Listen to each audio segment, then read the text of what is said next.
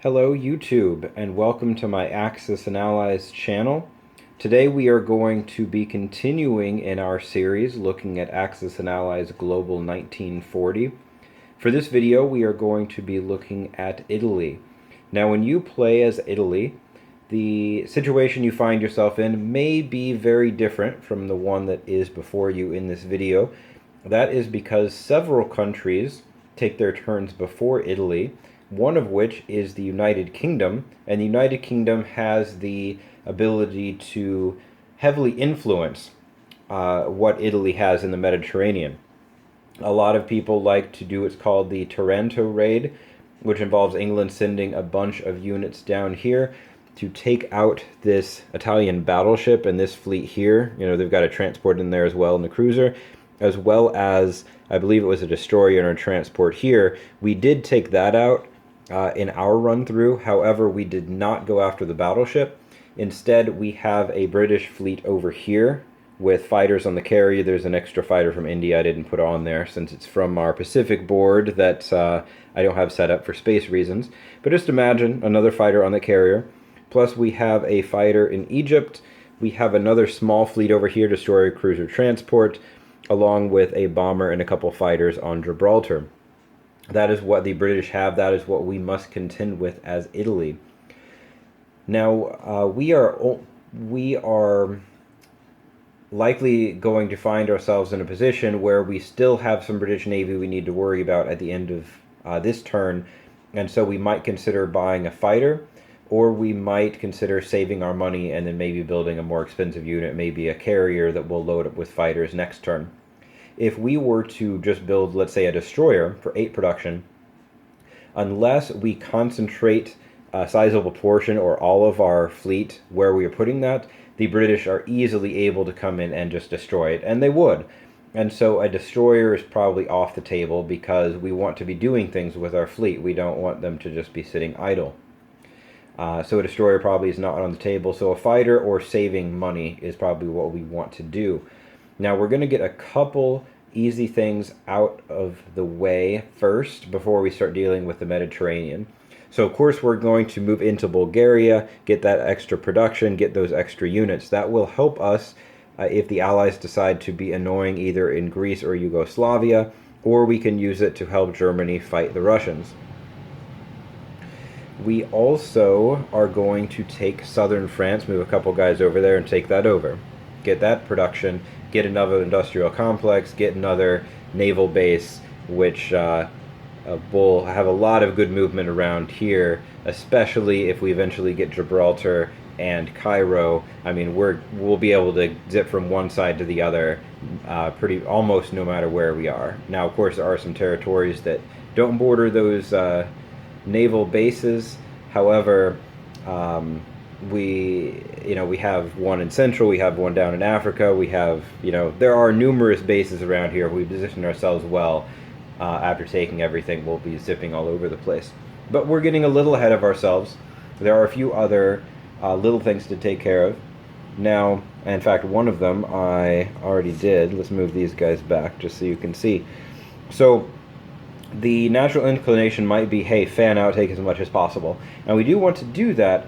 However, if we were to move guys here, England could move, maybe 2 guys down from Egypt. That wouldn't hinder Egypt a whole lot. And remember, they've got this transport over here. They're going to be bringing guys in, or at least have the potential to do that. And they have a bunch of air power over here. They could just sweep in and easily take that out if they wanted to. Now, maybe they want to do something else with their air power, but we're putting our units in a position where we're letting England decide if England thinks it's advantageous just to wipe them out. And we don't have a whole lot down here, and we don't have a whole lot of ability to get guys down here. And so I would recommend instead coming down this way. And the British don't have much down here. They just have these 2 infantry. We're just going to come down here and start fanning out and wrap up all this production, knock out this industrial complex, put it in our hands as well as that naval base, just in case it would be advantageous for the Allies to have that. We're going to take it away from them. And it's going to take them longer, more than likely, to take us out if they want to send guys down chasing after us or send a transport away from where it could otherwise be useful to chase us down, that's fine. It's pulling their units away from primary fronts. We're okay with that as Italy. Now, when it comes to the position of the United Kingdom, there are only two places, with one caveat, and I'll get to that in a second. Only two territories we can get to that cannot be completely, that cannot be hit by both fleets and all of the air power, and that is easily enough to wipe us out completely, even if our entire fleet is together. And that is 93 and 92, these two zones over here.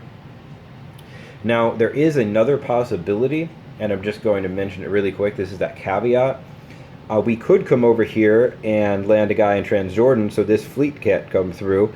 That prevents a cruiser and a destroyer from getting through. It also prevents these fighters from having a safe landing zone. If the carrier's in 98, those fighters can come over here. If the carrier can't get through, that prevents them from hitting us with these two fighters. However, with that said, even with those advantages, there is a fairly decent chance that while we might wipe out the entire British force that has come after us, our entire navy is going to be wiped out as well. And the British, because we have locked these guys back, and they've got this transport over here as well, have a little bit more fleet that they can work with. And because these fighters didn't have a safe landing spot, they have these two fighters as well, that as long as they aren't needed back up here, they can continue to run amok and cause us trouble down in the Mediterranean. And we don't have the funds really to deal with that very effectively. And so instead, I'm going to propose something a little bit different. So instead, we are going to focus on these two territories over here. Because there is navy, we do want to clear it out. In fact, if we clear these out, we will get one of our national objectives, which will help us economically. So that's another reason to focus over here rather than over here and let these guys run amok. You also have, you've got the transport over here that we would want to deal with. We can prevent it from doing annoying things if we take out that navy. This transport over here is a turn away from doing annoying things to us. So that's another reason to focus over here. Now, what I would say is we're going to send a sub this way and all of our planes. Now, the chances are the Allies will hit at least once, which means we lose that sub. As we all know, Italy does not have very much economic strength. It's economically weak. It can't afford to replace its units. But we are going to end up losing some. That's just the nature of it. And so if we're going to lose something, we might as well make it the cheapest naval unit possible, and that is the sub. Add to that, if for some reason we pull out a miracle and we destroy the French Navy and that we don't lose anything, the British planes will not be able to hit that sub. Now you might be thinking, well, what about the destroyer here? If they move the destroyer in, can't the fighters do that? And you would be correct. However, we are going to send the rest of our navy into there. And this naval base right here allows us to get the extra movement for this fleet to get over here. And we're going to wipe that out. That's going to put us out of range of this fleet over here. We'll get our extra IPCs for clearing out the Mediterranean. We'll have a consolidated fleet. And next turn, we can move it back and actually build navy if we want to. We'd have to build it in this territory, but we can go ahead and do that. And now we're in a position where we have the remnants of this fleet, which, because we have a battleship which can take a hit, that fleet's probably going to still be reasonably strong, along with whatever we built here and our fighters, which we can use offensively. The British fleet, for all of its, or the British offensive, has a lot of strength because not just of the Navy, but also because of all of the planes that it has. If we are in a position where we are going on the offensive and they are on the defensive, so let's say they move in here on their turn and we start moving over, they still just have the one carrier. We're in a much better position to take them out.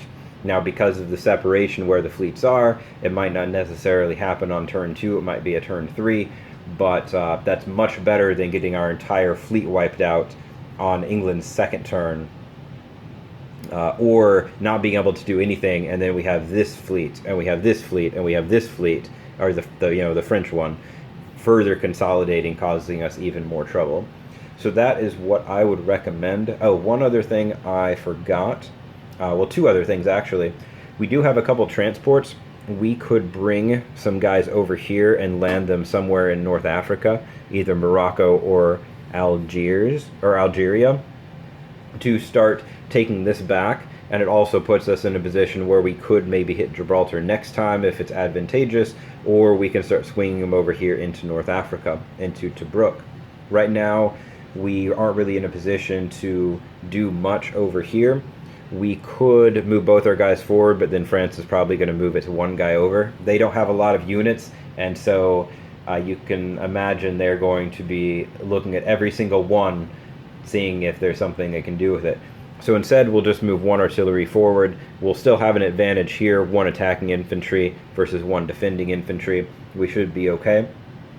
And so that is my run through as Italy.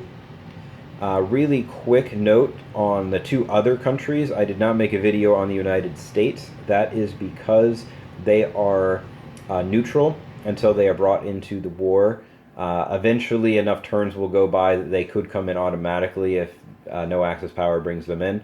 But this is if we're doing a first turn only, and we are going to assume that Japan has not brought them in. Japan could bring them in on its first turn, but we're not going to worry about that right now. So they are really just going to be building up and trying to position themselves as well as possible, so when they do finally enter the war, they can be as effective as possible, as quickly as possible. The other country that I'm not going to make a full video on is France. And for France, we're really just looking at whatever they have left. So at this point, they're totally out of the European mainland. They've lost their Mediterranean navy.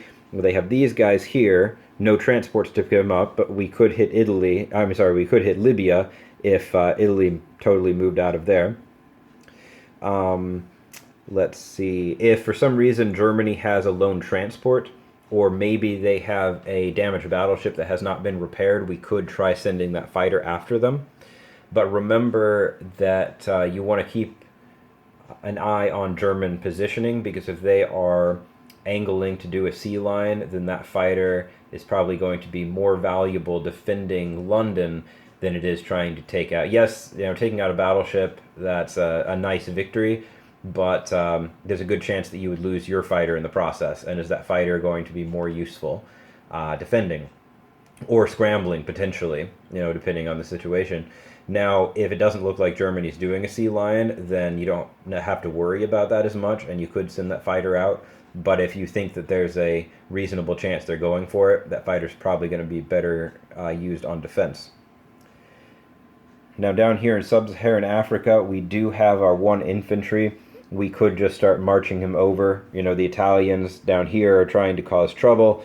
There's really nothing else for this guy to do, so we could just move him over.